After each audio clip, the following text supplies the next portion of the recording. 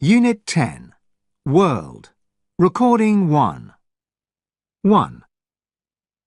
He said they'd changed the light bulbs in their house. 2. He said he had a new idea. 3. They said that they were going to live a more ethical lifestyle. 4. She said she was going to take a taxi to hospital. 5. The children said they were hot. 6. They said they'd achieved a lot. 7. Justin said he hadn't eaten meat for a month. 8. He said he'd expected the car to be slower.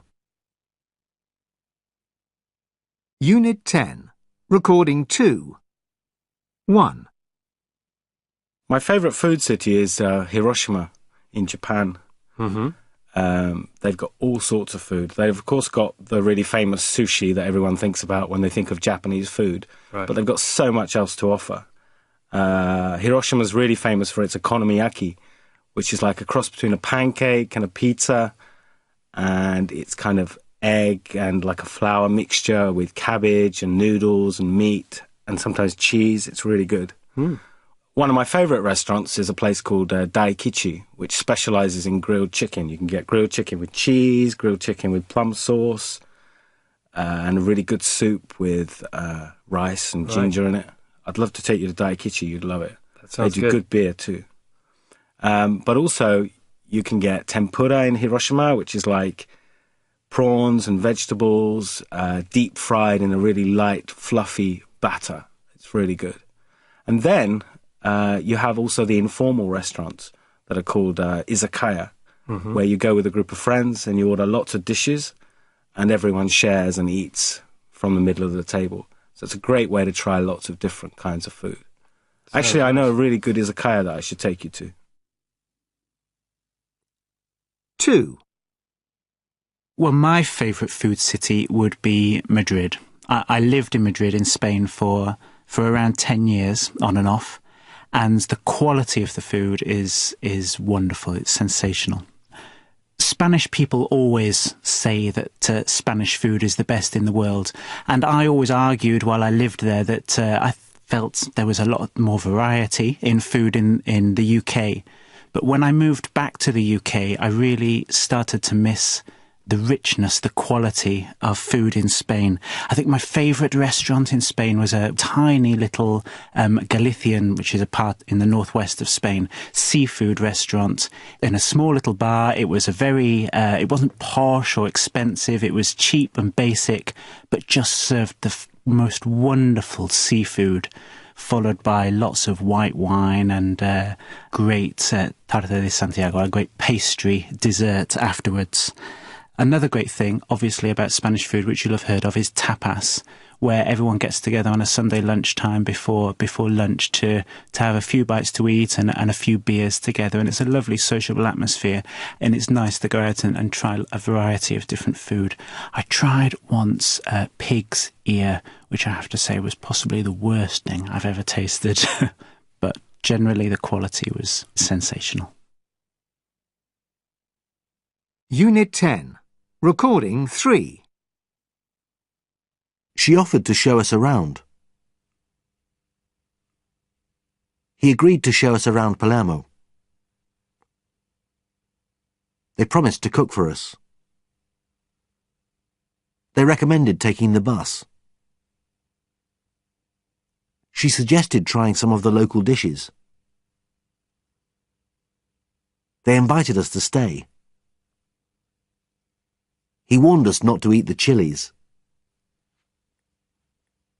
She decided that she would stay. We explained that it was our first trip to the area.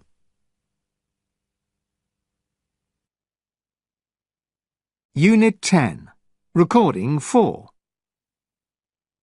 E. Leave. Proceed. R. Car. Card. Passport. Or.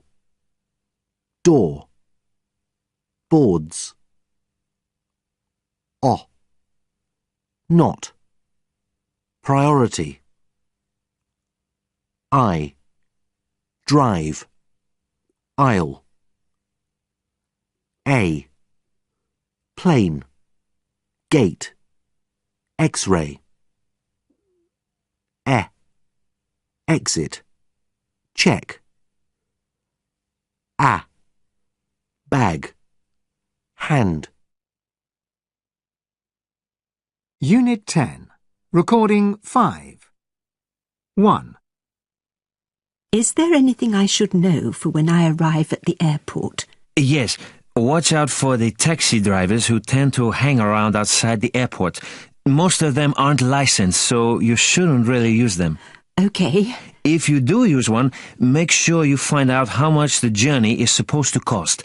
Don't get in until you've agreed the price with the driver, or else you could find that you have to pay 3 or 4 times the amount you should pay for the journey.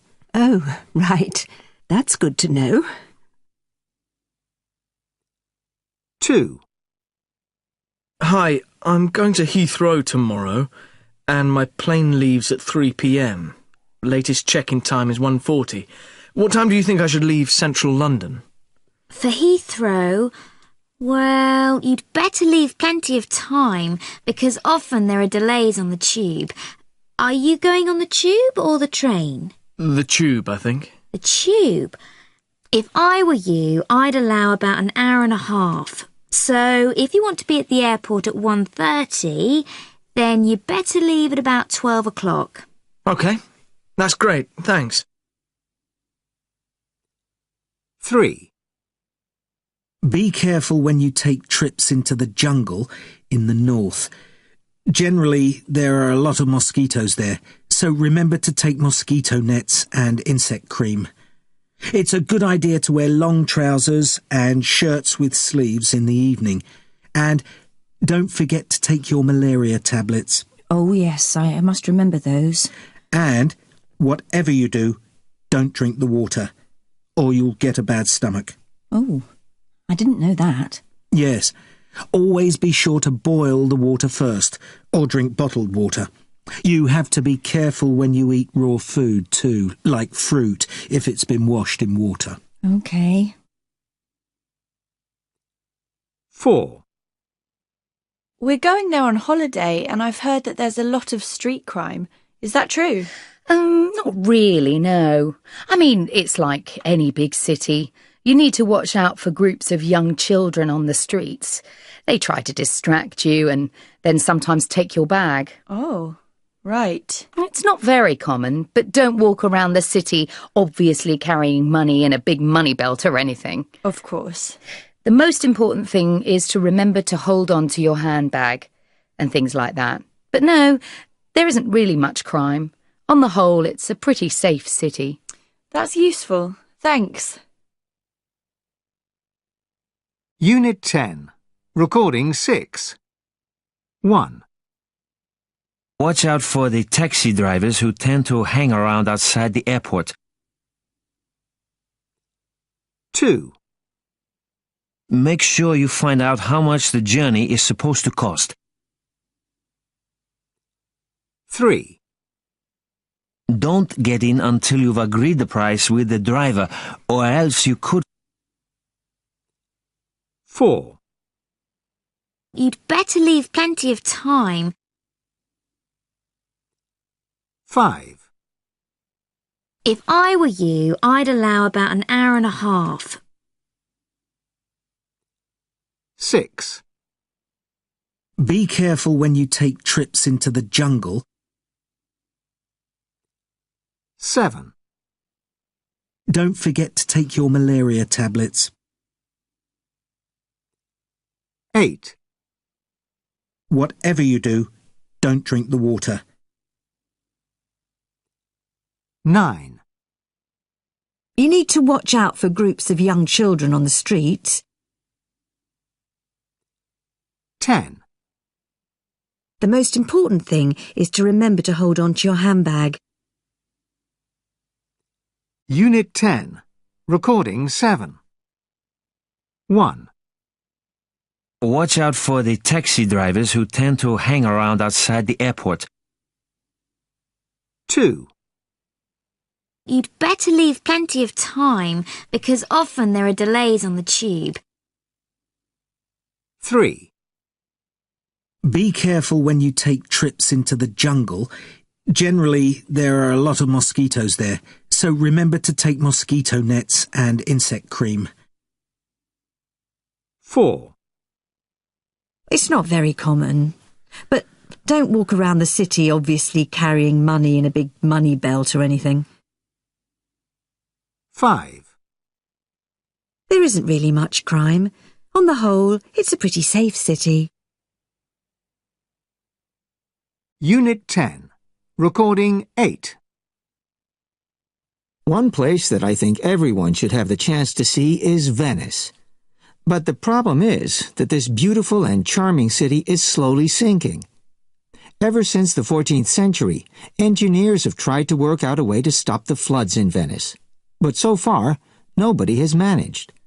Sometimes there are as many as 40 floods per year between March and September. And Venice is actually sinking at a rate of 2.5 inches every decade. It's very possible that your grandchildren and their grandchildren will never have the chance to see this fragile city. Everyone should have the chance to enjoy the city, to walk across its famous bridges, through its ancient squares. There are no cars in Venice, and many people think it helps this to be one of the most romantic cities in the world. So, can it be saved? Well, they're trying. Barriers are being put in to try and stop the water getting too high. This is viewed as a temporary measure, although they should last 100 years, so the problem is finding a permanent solution. If you want my advice, go there while you still can, and then together we can put pressure on the government to spend the money it needs to find a permanent way to keep this beautiful and historic city for future generations. We have an opportunity now to save this city, and we must, before it's too late.